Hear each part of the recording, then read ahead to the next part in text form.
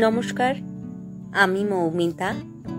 আমার কবিতা পাঠ চ্যানেলে আমার সকল শ্রোতা বন্ধু এবং দর্শক বন্ধুকে আন্তরিক শুভকামনা জানিয়ে আজকের গল্প পাঠ শুরু করছি। আজ আমি আপনাদেরকে পড়ে শোনাব বুদ্ধদেব গুহর লেখা একখানি ছোট গল্প। গল্পের নাম মুখাবয়ব। শুনতে থাকুন আজকের গল্প মুখাবয়ব। বহু বছর পরে নীলিমা কাল ফোন করেছিল।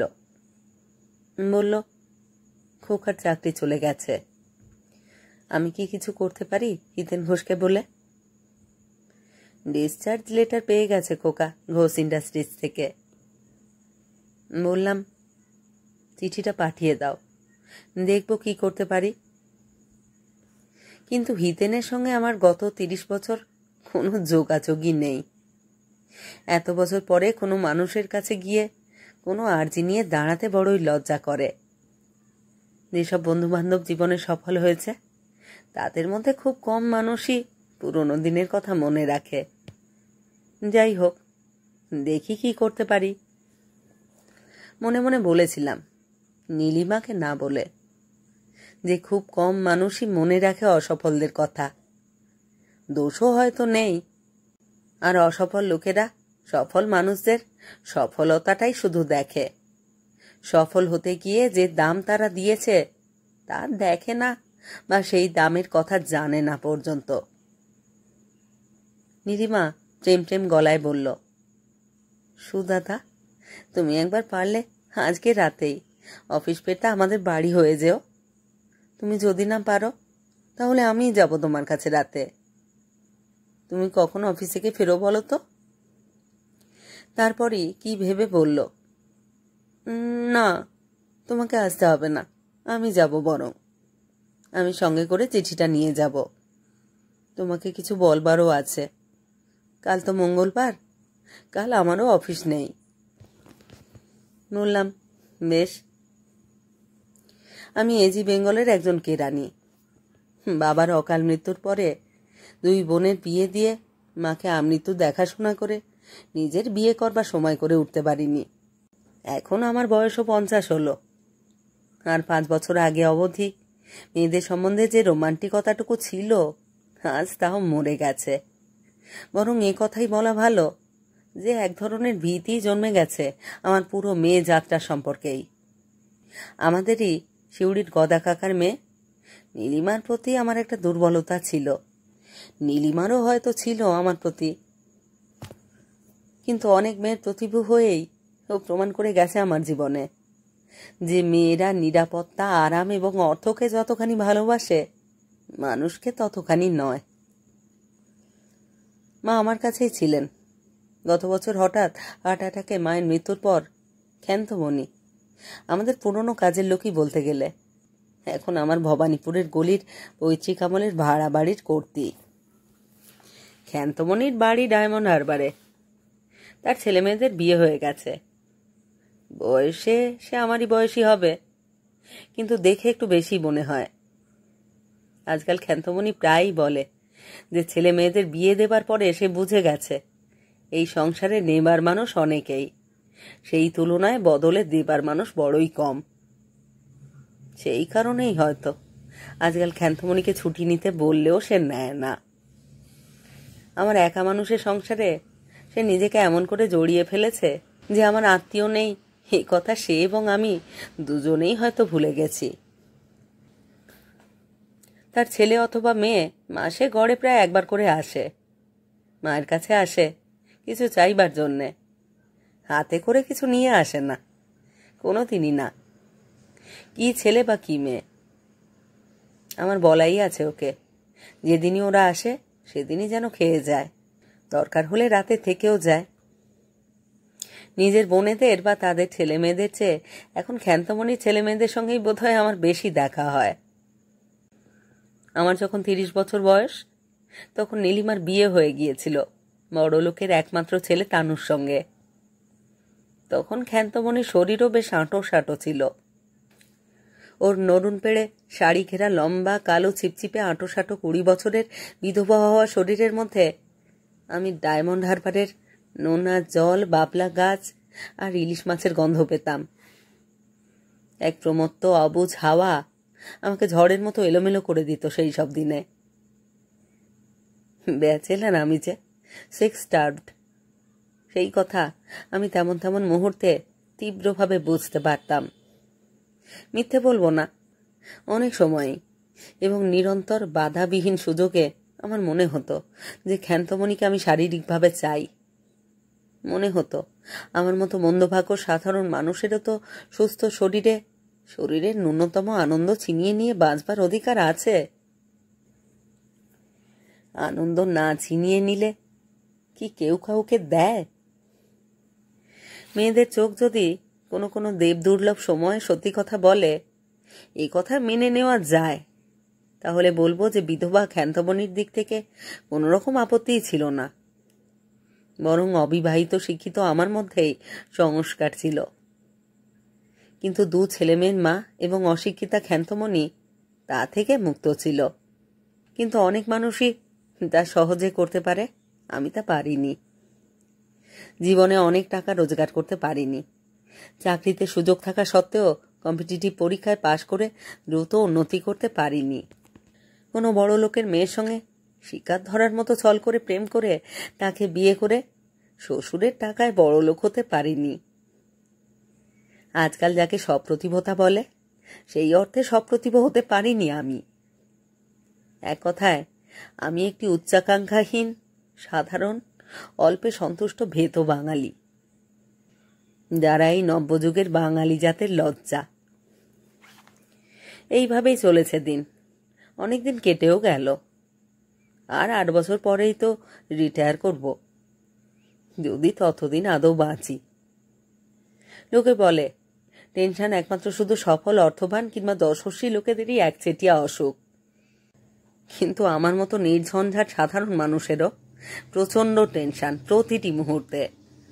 সেই সব টেনশনের কথা কাউকে বলতেও পারি না, বললে কেউ বোঝেও না। অফিস যাবার সময় যখন দেখি প্রাইভেট বাসের দরজায় কোনো ক্রমে ঝুলে আছেন অনেক অফিস যাত্রী, ধোবার নোংরা কাপড়ের পুঁটুলির মতো জড়াজড়ি করে, এবং যখনই সেই সব দায়িত্বজ্ঞানহীন দ্রুতগতি বাস পাশ দিয়ে আমার অফিসমুখী স্লথ ট্রামকে পেরিয়ে হু হু করে চলে যায়, তখনই আমার বুকের মধ্যে প্রচণ্ড টেনশন হতে থাকে। আমার নিজের জন্যে নয়, নিজের কারণে আমার কোনো টেনশনই নেই।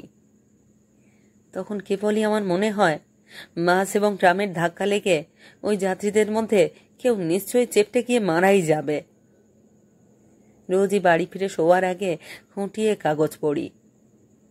প্রতিদিনই একাধিক মানুষ কলকাতা শহরের পথে দুর্ঘটনায় মারা যায়।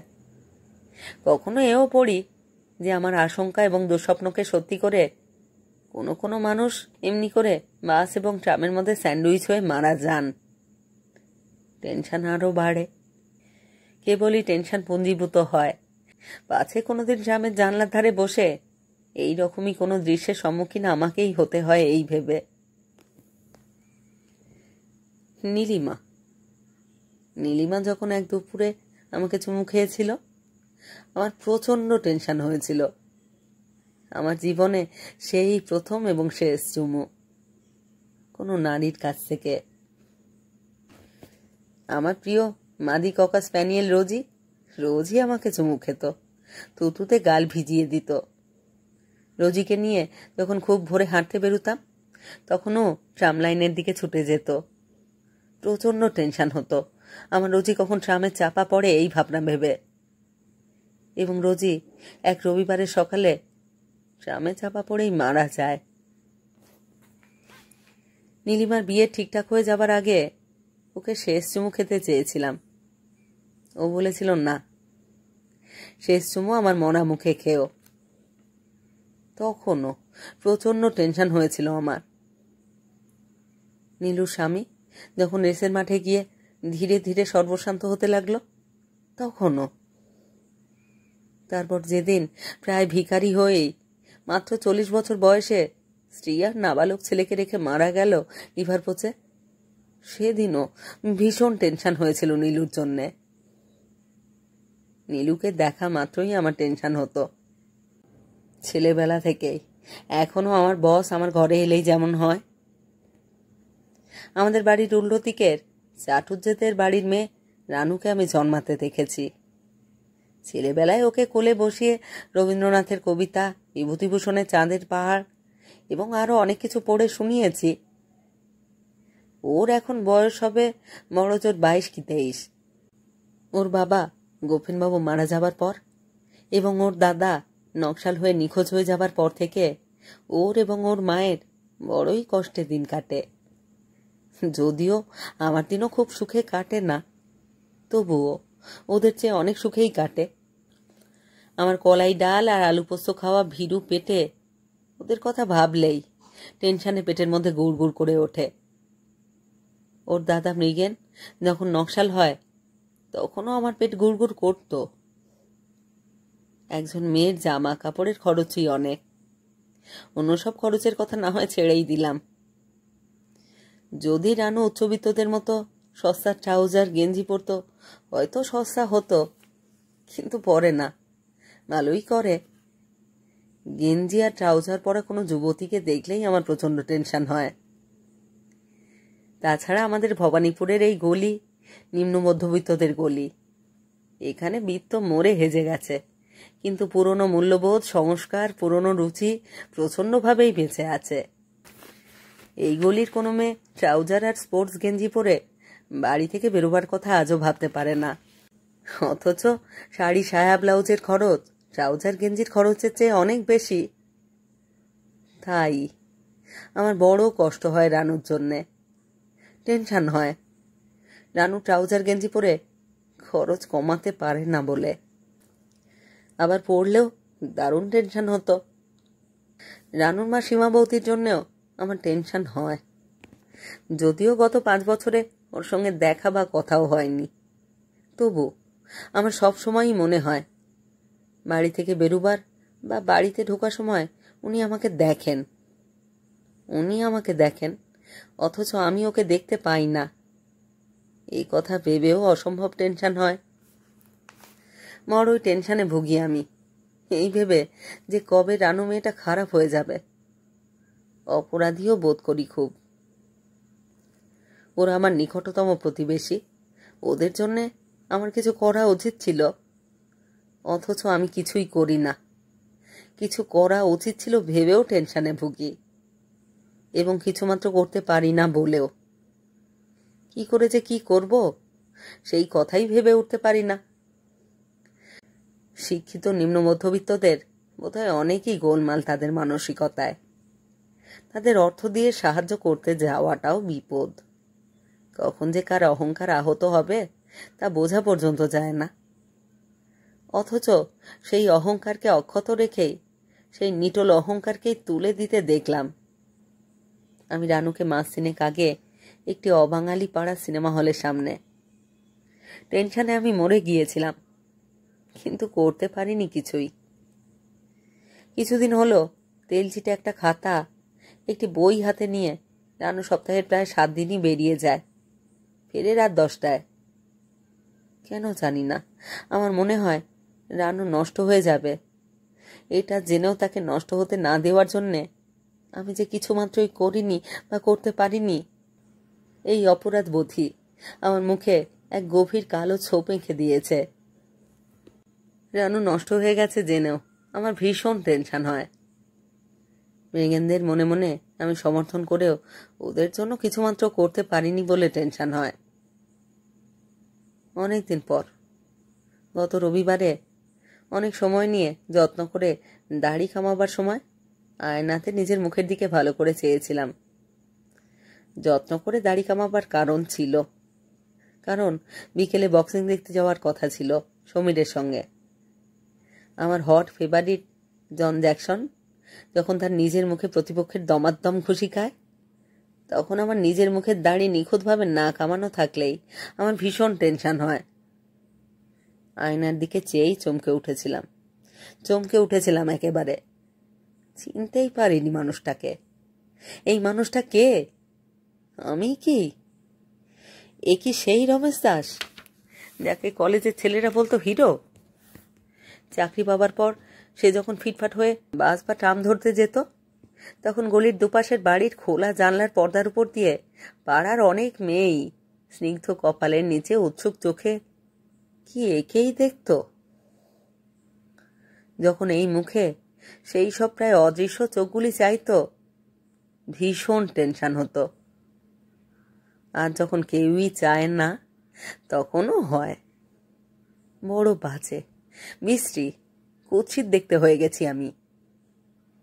অথচ আমার নিজের মোটা কাপড়, মোটা ভাত জুটে যায়। শনিবার রবিবার বন্ধুরা আসে, তাস পিটি। কখনো সখনো ওদেরই সঙ্গে আঁতের ছবিও দেখতে যাই। পাড়ার লাইব্রেরি থেকে বাংলা উপন্যাস এনে পড়ি এবং উপন্যাসের প্রেমিক নায়কের সঙ্গে একাত্ম বোধ করি। তবু কিসের ছোপ আমার গালে? নিজের মুখ আয়নায় সেদিন মনোযোগ দিয়ে দেখবার পর থেকেই বড় টেনশন হয়।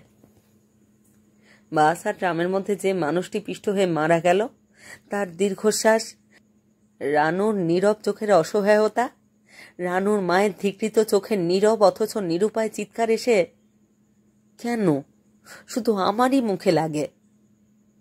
আমার ফর্সা মুখ কেন এমন করে কালো হয়ে যায়, তা ভেবেও টেনশন হয়। নিজের যা সমস্যা ছিল নিজে নিজে তা তো সব সমাধান করে ফেলেছি, কারো সাহায্য ছাড়াই। বিয়ে থা করিনি, ছেলে পুলে নেই, বেশ তো আছি। অনেক বন্ধু বান্ধবের চেয়ে ভালোই আছি।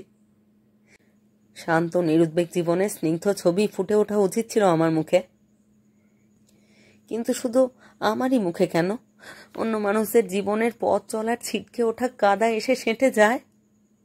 বুঝি না কিছু। টেনশন বাড়ে।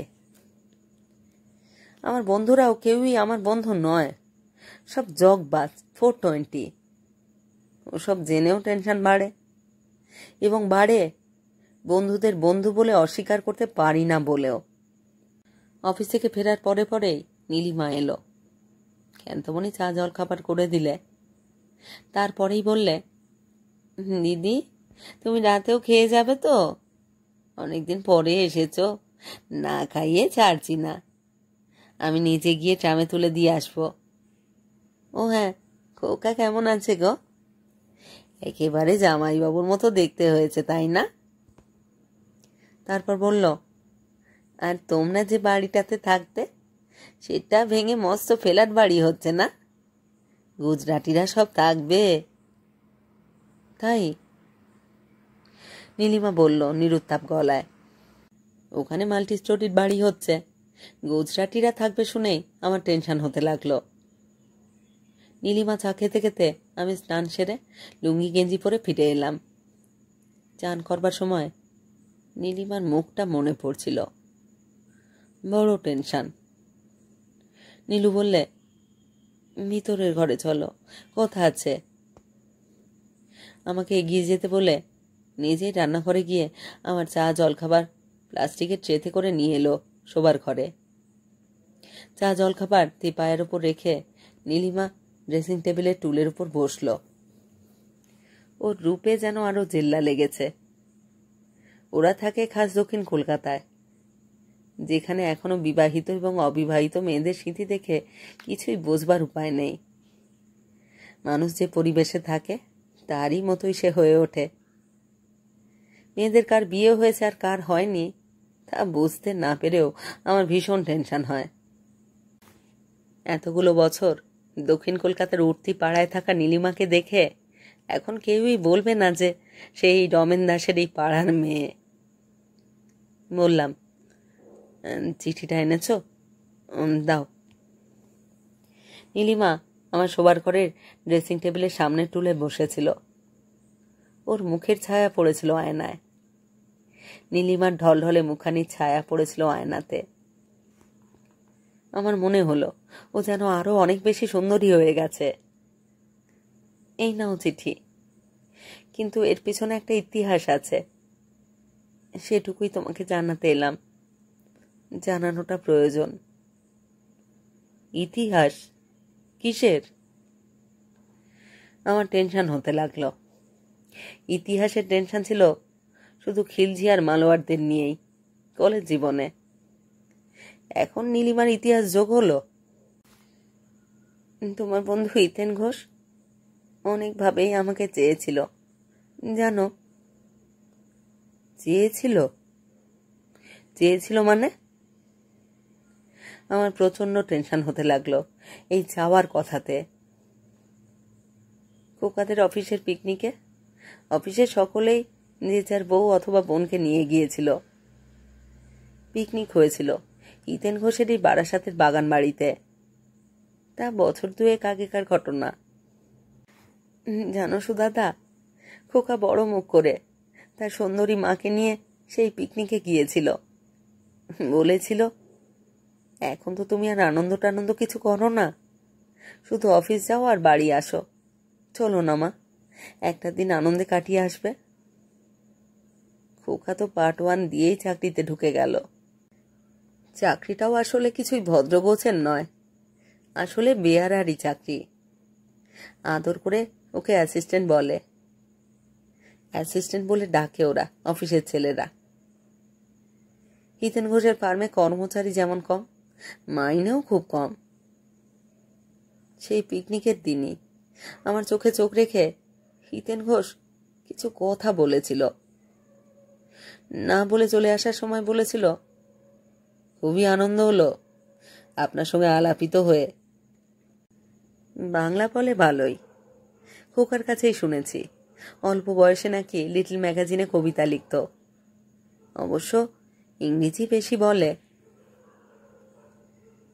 ইংরেজি স্যারের কাছে নিয়মিত বেত খাওয়া হিতেন এত ইংরেজি বলছে শুনেও আমার খুব টেনশন হতে লাগলো। তার পরদিন থেকেই আরম্ভ হলো তার উৎপাত। নীলিমা বলছিল, দুপুরবেলায় হঠাৎ হঠাৎ এসে পড়তো। আমি পথে বেরোলেই একজন লোক সব সময় আমাকে অনুসরণ করত। আমি কোথায় কোথায় যাই, কি করি, সব কিছুর উপরই নজর রাখত। দুপুরে যখন বাড়িতে আসতো হিতেন, আমার পক্ষে যতটুকু সম্ভব ভালো ব্যবহার করা তাই করতাম। তোমাকে আজ সবই সত্যি কথা বলছি সুদাদা। এই কথা শুনেও খুব টেনশন হতে লাগলো আমার। তবে কি নীলিমা এত বছর যাই বলেছে আমাকে সবই মিথ্যা? আমার জীবনে তো আর কিছুই বাকি নেই। সুদাদা। তানও মাত্র 12 বছর ঘর করবার পরই হঠাৎই দেওয়ালের একটা ফটোতে ফ্রিজ হয়ে গেছে। শ্বশুরবাড়ির আত্মীয় স্বজনের সঙ্গে আমার কোনো যোগাযোগ নেই। লাভ ম্যারেজ করবার জন্য আমাকে তারা কেউ পছন্দ করেন না। প্রথমে ভেবেছিলাম মানুষটা বুঝি খুব একলা। কোন মানুষটা? নীলিমা কি আমারই কথা বলছে? চমকে উঠলাম আমি। নীলিমা বলল, বুঝি যে পুরুষ মানুষদের অনেক সময় অনেক রকম চাহিদা থাকে, সেই সব চাহিদার কথা অধিকাংশ স্ত্রী বোঝে না। আবার কিছু পুরুষ প্রেম করবার বয়সে প্রেম করতে না পেরে প্রৌঢ়ত্বে পৌঁছে প্রেম করবার জন্যে কার্তিক মাসের কুকুরের মতো হন্যে হয়ে ওঠে। এইসব ভেবে আমি নিজেকেও তৈরি করেছিলাম তার সুখের জন্য সব কিছু করতে। আবারও চমকালাম আমি। নীলিমা, বিধবা নীলিমা পরপুরুষ সিধুর সঙ্গে সহবাস করতে রাজি? কি টেনশন, আমার দারুণ টেনশন। ভেবেছিলাম যদি আমার খোকার ভবিষ্যৎ শক্ত হয়, যদি তার চাকরিটা পাকা হয়, যদি সে একটা ওপেনিং পায় জীবনে। কিন্তু তোমার বন্ধু 2-1 দিন নেখু নেখু ভালোবাসার সঙ্গে দেওয়া আমার শরীর নিয়েই সন্তুষ্ট থাকতে চাইল না। সে আমাকে... কি টেনশন, নীলিমা শরীর কি ডানলোপিল? যখন তখন যার তার দিকে ছুঁড়ে দিলেই হলো। তবে আমায় দিল না কেন কোনোদিন? কি টেনশন। জানো সুদাদা, সে আমাকে ভালোবাসা বর্জিত শরীর সর্বস্ব রক্ষিতা করে রাখবার প্রস্তাব দিয়েছিল। যেদিন দিল সেদিনই আমি বলি, যে আর আপনি এই বাড়িতে আসবেন না। যা আমি করেছি আপনার জন্যে, সেটুকু আমার বিবেক, আমার সংস্কার, আমার পরিবারের মর্যাদা সবকিছুর বিরুদ্ধে গিয়েই। আর আপনার জন্য আমার কিছুই করবার নেই। একটু চুপ করে থেকে নীলিমা বলল, তার জন্য অবশ্য মাসে আমাকে 1000 টাকা করে দেবে বলেছিল। একটা এয়ার কন্ডিশনার আর ভিসিআরের খুব দরকার। কি টেনশন! নীলিমা অম্লান বদনে কথাগুলো বলে যাচ্ছে। আমি লজ্জায় মরে যাচ্ছি, অথচ ওর লজ্জা নেই। আরও টেনশন। যে মাসে না বললাম, তার পরের মাসের গোড়াতেই তোমার বন্ধু খোকার চাকরি খেয়ে চিঠি দিল। এই বাজারে 600 টাকা পাচ্ছিল 22 বছর বয়সে। তার যা যোগ্যতা, তার তুলনায় এ টাকা অনেকই বেশি। আমি কিছুক্ষণ চুপ করে থেকে বললাম, সব তো শুনলাম নীলিমা, তুমি এখন আমাকে কি করতে বলো? কি করবে? কি করবে সে তো তুমিই বলবে সুদাদা। আহ, কি টেনশন! আমি কি বলবো? তুমি তো আমার অপেক্ষায় থাকোনি। তুমি তো আমার চেয়ে অনেকই ছোট, তাই তোমরা অনেকই অন্যরকম। তুমি ইতিমধ্যে যা করেছো তোমার ছেলের ভালোর জন্য অসীমা, তোমার দিদি হয়তো তার জীবনহানির সম্ভাবনা থাকলেও তা করতে পারত না, তার নিজের বা তার ছেলের জন্যও পারত না। তোমরা অনেক প্র্যাকটিক্যাল আমাদের চেয়ে। তুমি বলো আমি কি করব? তাছাড়া হিতেন ঘোষের কাছে রমেন দাস তো আজকে একটা নামই মাত্র, নিছকই নাম। হয়তো সে আমার মুখই চিনতে পারবে কিনা তাই বা কে জানে। আমি কি চিনতে পারবো? তার মুখই কি একই রকম আছে? নীলিমা বললে, মুখ আবার বদলায় নাকি? বয়সের ছাপ হয়তো একটু পড়ে। এছাড়া কলেজের মুখ আর চিতায় শুয়ে থাকা মুখের মধ্যে বিশেষ একটা তফাৎ নেই।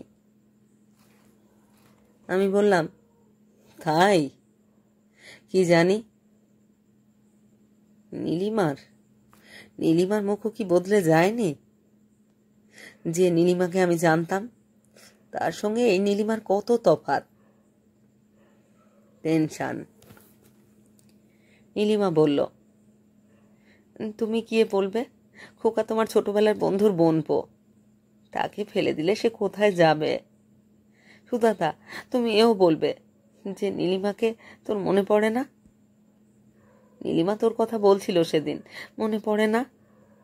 সেই কলেজের দিনগুলোর কথা, যখন তুই ঘন ঘন আমাদের বাড়িতে আসছিস, যখন ফ্রক পরা নীলিমা তোর দিকে নাকি মুগ্ধ চোখে চেয়ে থাকতো। এই মিথ্যে কথা বলে লাভ? হিতেন তো কখনো আমাদের বাড়িতে আসেনি। আমি বললাম, মিথ্যে কথা আমি বলতে পারি না, বলতে গেলেই চোখের পাতা কাঁপে, টেনশন হয় বড়। নীলিমা বলল, না বাচ্ছে, তুমি বলোই না। এইসব শুনে যদি তোমার হিত একদিন দুপুরবেলায় আসে, তো তাকে এমন জব্দ করব যে বাকি জীবন তাকে নিংড়েই আমার খোকার দিব্যি চলে যাবে। পয়সা তো তার কম নেই আর। কথায় বলে, শটে 60 সমাচরের। ছি ছি, কি বলছো নীলিমা? এ যে ব্ল্যাকমেল করা। এই কথা শুনেই আমার ভীষণ টেনশন হতে লাগলো। আমি বুঝতে পারছিলাম যে আমার চারিধারের পৃথিবী ভীষণভাবেই বদলে গেছে। এখন বড় গরম, এখানে বড় তাপ, ভীষণ ধুলো। চারিদিকে বেঁচে থাকার জন্য প্রচন্ড লোভ।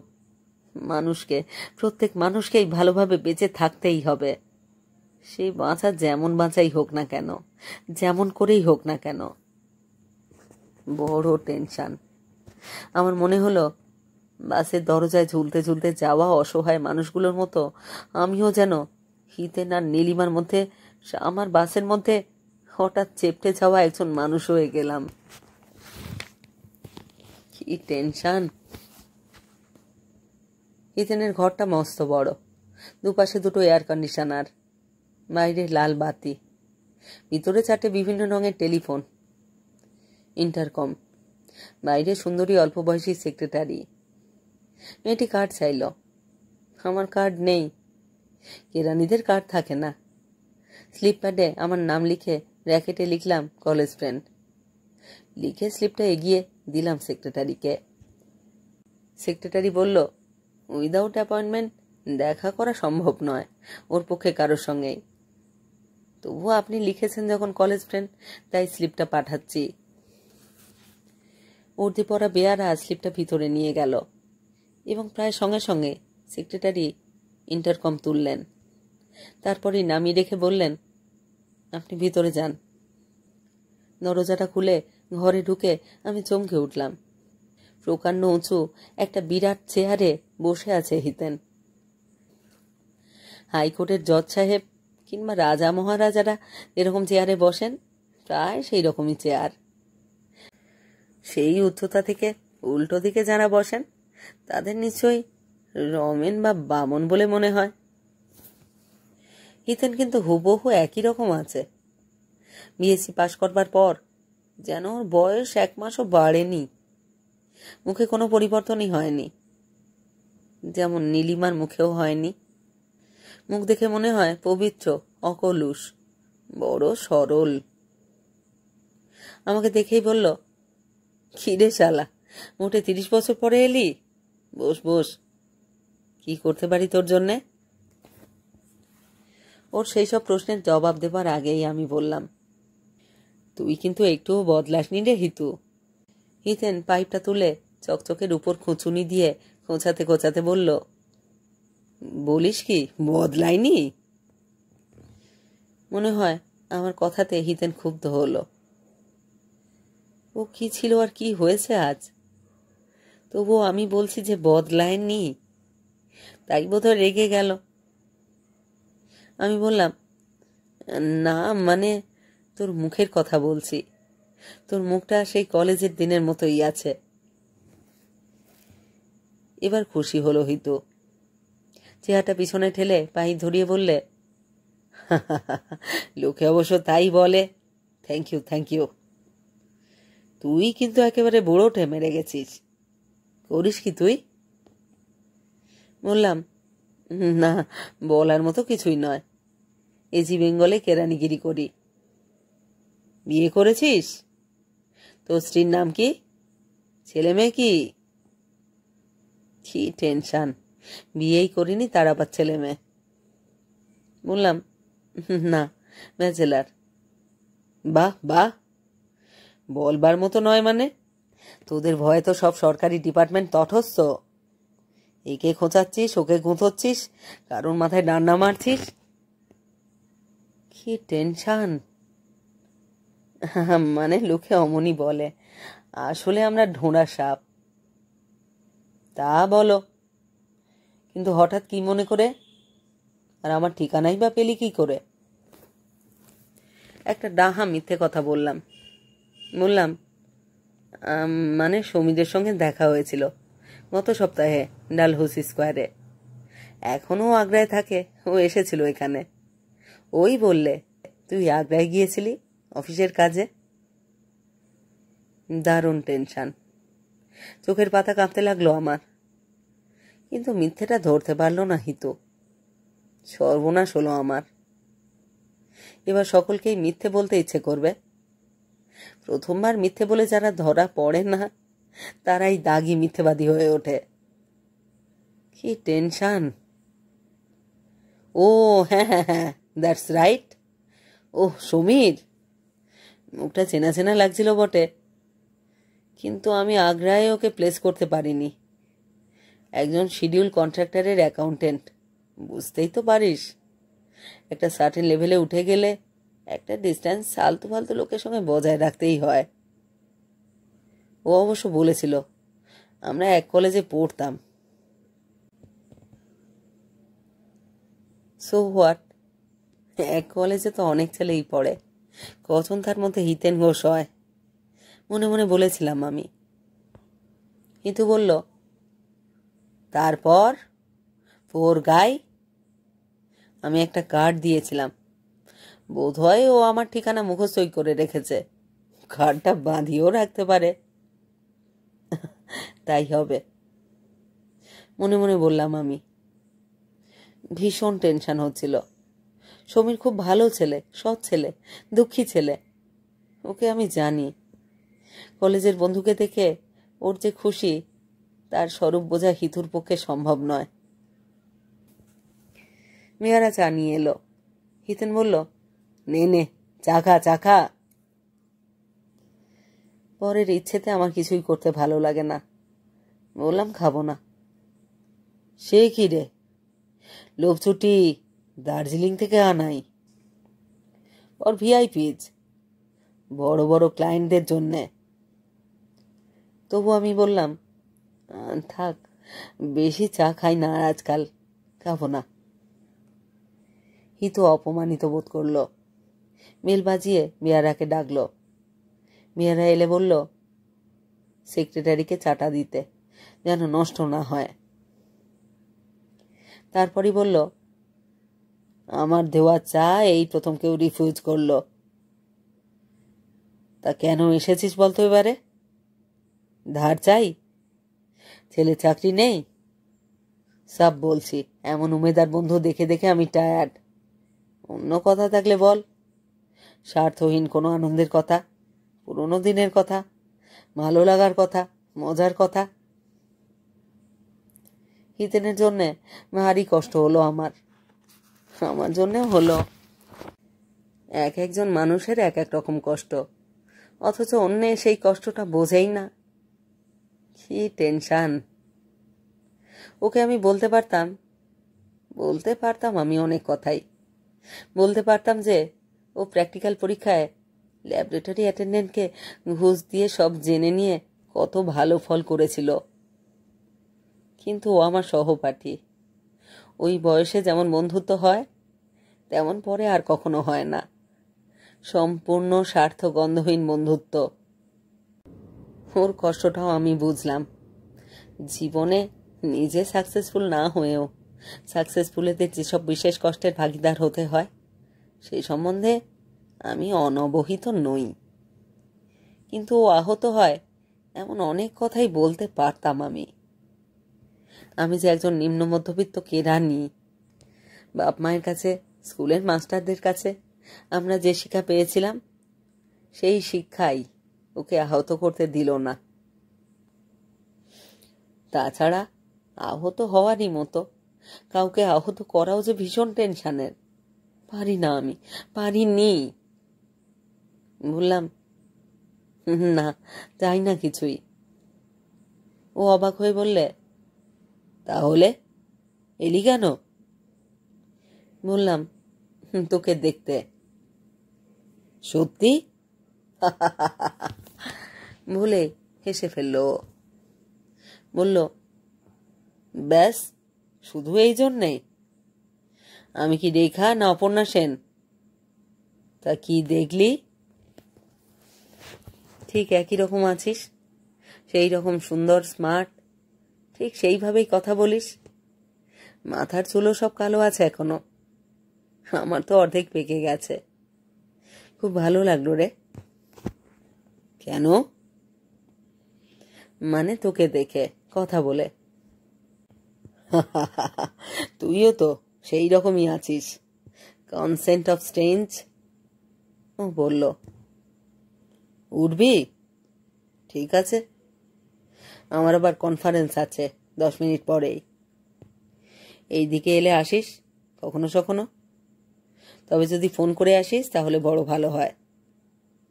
তুই কিন্তু একদম বুড়োটে মেরে গেছিস। তোর কত ফর্সা রং ছিল, মুখটা তো কালচে মেরে গেছে, চোখ দুটো গর্তে বসে গেছে, দাঁতও তো পড়ে গেছে মনে হচ্ছে, সামনের দুটো। কি রে? আমি আর কথা না বাড়িয়ে মাথা নেড়ে জানালাম, হ্যাঁ। তারপর বললাম, চলি রে হিতু। যে জন্য এসেছিলাম, আমার সুন্দরী প্রেমিকা নীলিমার অযোগ্য বকা ছেলের চাকরির পুনর্বহাল করবার অনুরোধ নিয়ে, তা নিরুচ্চারিতই থেকে গেল। ভীষণই টেনশন হতো বললে। না বলতে পেরেও টেনশন কম হলো না। বলতে পারলে হিতুরও টেনশন হতো। আসলে নীলিমা আর হিতেনরা একই সমতলের লোক, ওদের একে অন্যকে দরকার। আমার মতো পুরনো ধ্যান ধারণার কেরানি ওদের দুজনের কাছেই কোনো উপকারে আসতে পারতাম না। এই জানাটাও কিছু কম টেনশনের নয়। হিতেনের অফিসটা 5 তলায়। গ্রাউন্ড ফ্লোরে লিফট থেকে নেমে দেখলাম বেসমেন্টে আরও একটা ফ্লোর আছে। হঠাৎই আমার অস্কার ওয়াইল্ডের the picture of the Dorian গ্রের গল্পটার কথা মনে পড়ল। ভাবলাম বেসমেন্টে নেমে গিয়ে ভালো করে একটু খুঁজে দেখি এখানকার কোনো অন্ধকার কুঠুরিতে নিশ্চয়ই হিতেনের যৌবন অবস্থার ঝলমলে কোনো ছবি টাঙানো আছে, এবং আমার এবং নীলিমারও। সেই ছবির মুখ ডোরিয়ান গ্রের ছবির মুখের মতোই, নিশ্চয়ই নিষ্ঠুরতা, কুষ্ঠিতা আর লালসাতে শুকিয়ে যাওয়া বেদনার খোলেরই মতো কোঁকড়ানো কালো শক্ত হয়ে গেছে সব কটি মুখই। ডোরিয়ান গ্রে তার এই মুখে ভয় পেতেন, কিন্তু হিতেন বড়ই অভাগা। আমরা জানিও না যে মুখ নিয়ে আমরা জীবনের অলিতে গলিতে রিক্ত অথবা মলিন হয়ে ঘুরে বেড়াই, সেই মুখগুলি আসলে অনেকই বদলে গেছে। বড় রাস্তায় অনেক আলো আর ভিড়ের মধ্যে এসে পড়ে জনস্রোতে গা ভাসিয়ে দিলাম। ভাসতে ভাসতে ভাবছিলাম, কে জানে আমরা প্রত্যেকটি মানুষই আয়নায় আমাদের যে মুখটিকে দেখি সেই মুখটি বোধহয় আমাদের আসল মুখ নয়। প্রত্যেকেরই অন্য একটি মুখ, কোনো শীতল অন্ধকার মাকড়সার জালবোনা ডোরিয়ান গ্রেট পাতাল ঘরের মতো পাতালের ঘরে লুকোনো থাকে। সেখানে আলো ঢোকে না, পাখির ডাক পৌঁছয় না। কেউ কেউ তা গোপনে দেখে আঁতকে ওঠে ভয়ে। কেউ বা হিতেন বা নীলিমাদের মতো জীবন ভরি বিশ্বাস করে যায় যে আয়নাতে তাদের যে মুখ তারা দেখে সেটি তাদের আসল মুখ।